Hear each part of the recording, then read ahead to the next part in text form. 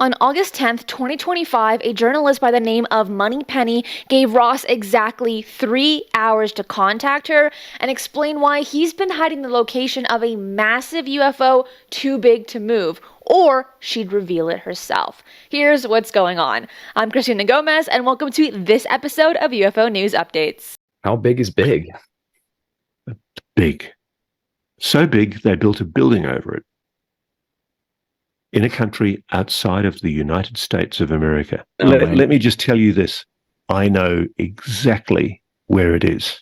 The ultimatum expired. Coulthart never responded publicly. So what happened? Today, we're diving into this explosive confrontation and the claims that started it all. The story begins 2 years ago, and this clip was found by UFO researcher RedPandaKoala. Discussed a while back a UFO so big that it couldn't be moved and was actually built over Lou, and it's still used to this day as a working building. And I wonder, was that something you had heard of at the time, and how common could that be? I unfortunately cannot discuss that. I have to be very careful. I can discuss what is in the book because I have approval to do that. What you are referring to is something that I would not be able to confirm or deny. And let me be very clear with that. I cannot elaborate at all.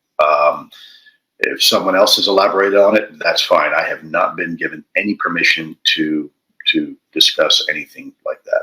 Ross revealed he knows the exact location of a massive UFO so big that authorities built a structure over it rather than attempt to move it.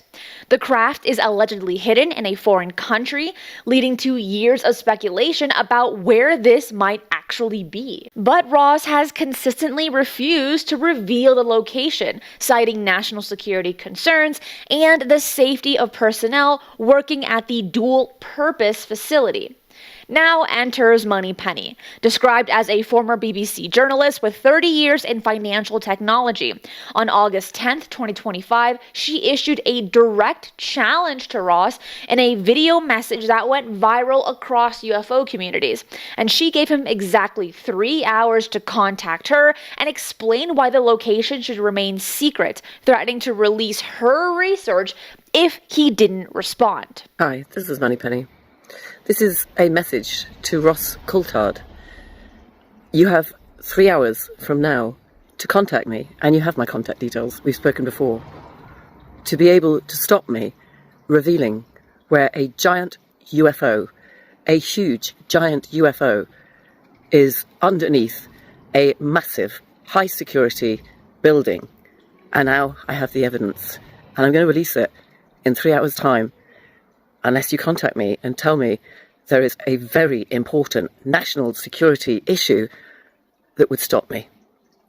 Because I believe, in the interests of disclosure and of everybody who has been struggling with deception and secrets for far too long, that we have a right to know this.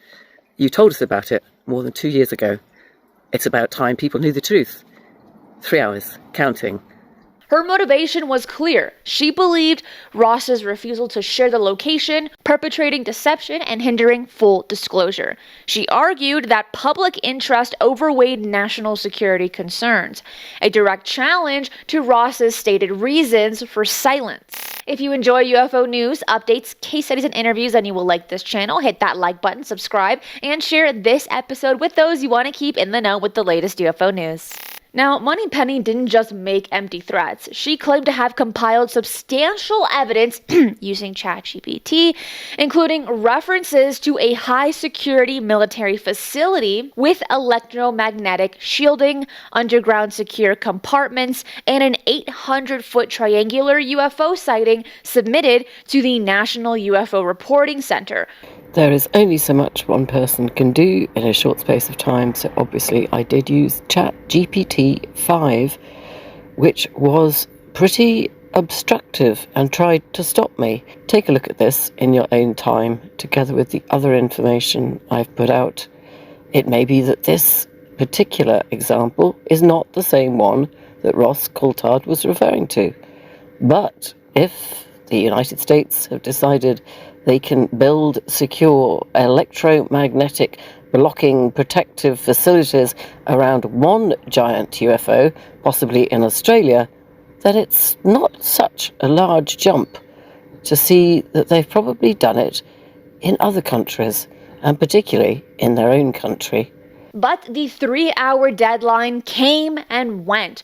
Ross made no public response to Moneypenny's ultimatum, but the community reactions were swift and pretty divided. And it's quite funny, one of the things I talked about at one stage, and I wish I'd never had, was my knowledge of a very large non-human craft that was discovered and was so large that it was hidden. I can't reveal where it is.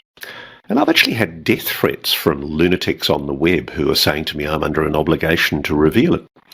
But what I know is if I revealed the location of that object, I would put the lives of good men and women in the service of their country in jeopardy, because it's a place that's being used for a dual purpose. It's quite clever what they've done. And I have no intention of revealing it. Absolutely none. According to Ross, Congress has received names, dates, places about these facilities for 2 to 3 years, but haven't acted.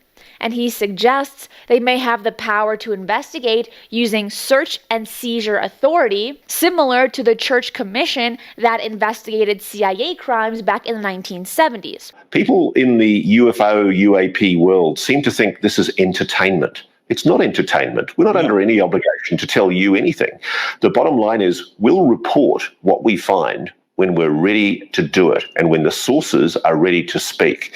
And that might take a while, but I'm all about protecting sources and making sure they feel comfortable about coming forward.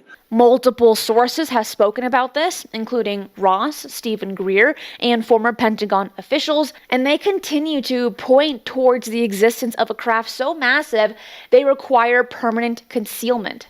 As noted in recent congressional revelations, authorities have specific location information for years without acting, according to Ross and UFO whistleblower Michael Herrera.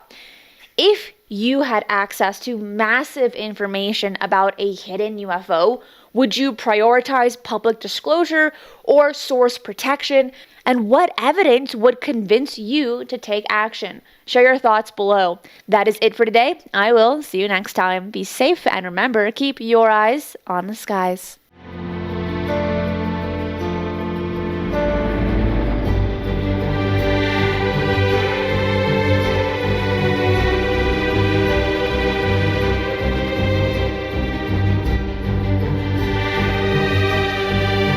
If you enjoy the strange and the mysterious, UFOs, the paranormal, and cryptids, this channel is for you. So make sure to subscribe as I do 3 videos right here every single week, and hit that notification bell so you do not miss any of the bonus content I post right here.